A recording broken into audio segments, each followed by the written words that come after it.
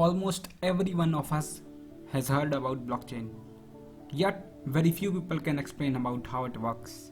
So here's a video presenting the blockchain, the chain of blocks and how the technology behind works.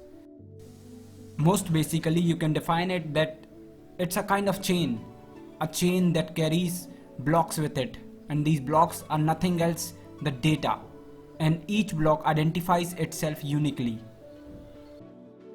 Now, I definitely hope that you are easily able to explain what is blockchain. A blockchain is basically a very intelligent assembly of cryptographic technical bricks that carries information with it, and every time a new block is created, a new data item is added to this chain. And the greatest advantage that blockchain offers is of decentralization. So now the question arises in your mind that what is decentralization? Decentralization meaning basically if suppose there are 5 computers, then whatever information that is carried by one of the computers, that should be carried by each and every computer. That is called decentralization. There is no single authority controlling the all data. For example, Facebook and Google, who are controlling our data. Similarly, we can say that whatever one block that is added in particular computer, that would be added in each and every computer. That is what decentralization actually means.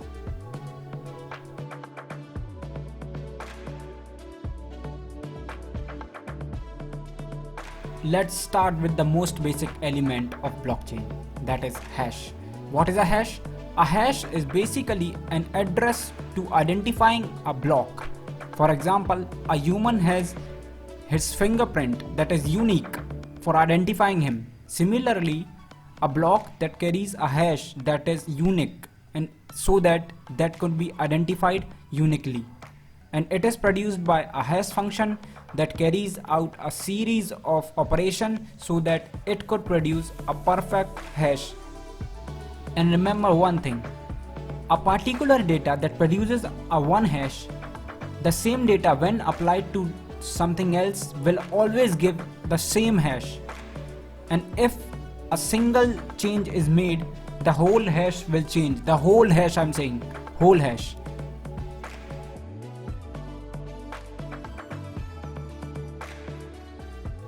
See, when I say a blockchain data block, this means that it carries a structure containing its block number, data, an arbitrary number called nonce, and the hash of all this data.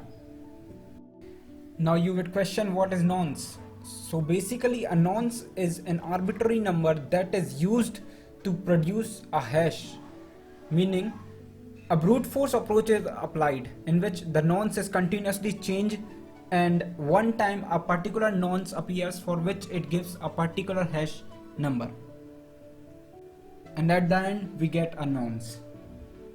And what we say this? We say this is all called mining.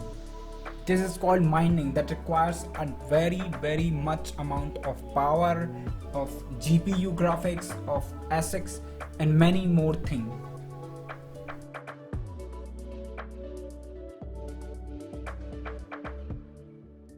So now you understood what is blockchain, what is nonce, what is hash function, and this is what a theoretical blockchain actually looks like.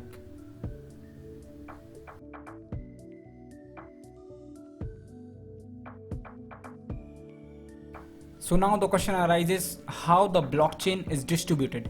It is basically distributed in a decentralized manner. So what happens is every machine acts as a node, and that machine restores the blockchain in the form of downloaded data from the network, and then this same data will be available in all the respective nodes.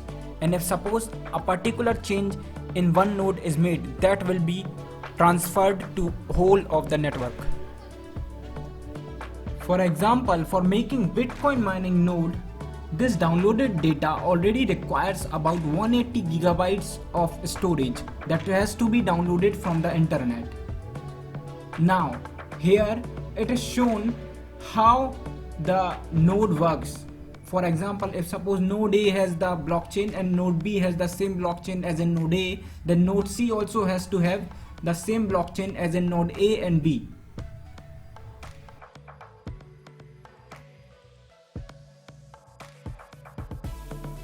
Until now, we know that blockchain is used for data transfer like video files or audio files or PDFs or images, anything can be.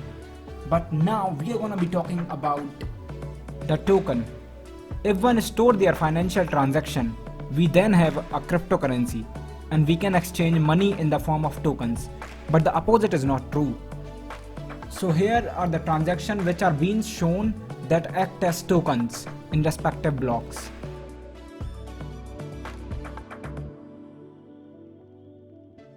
Remember the hash function?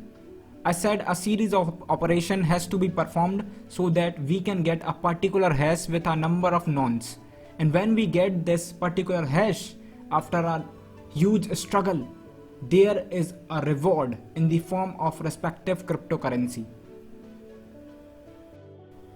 For example, here Anders got $100 for mining up a new block for the respective transactions. But remember one thing, that mining is not an easy process. Besides requiring a lot of power and a lot of graphics, it also requires time. And day by day it's becoming more and more tough and more competitive. However, it pays a huge amount of money that is enough for the expenses that we do, but it's tough.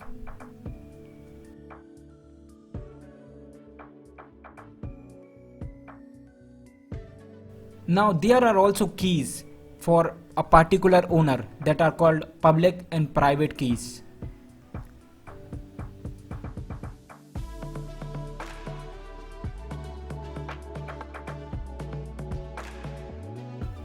A signature is something that is used to check the legalness of a block. Basically, a block contains the data of transaction and its legalness is well defined by signature. So if anybody wants to know the validity of a block, then all he has to do is to take the public key and the signature, and from that he can check what data or what transaction was done in this particular block.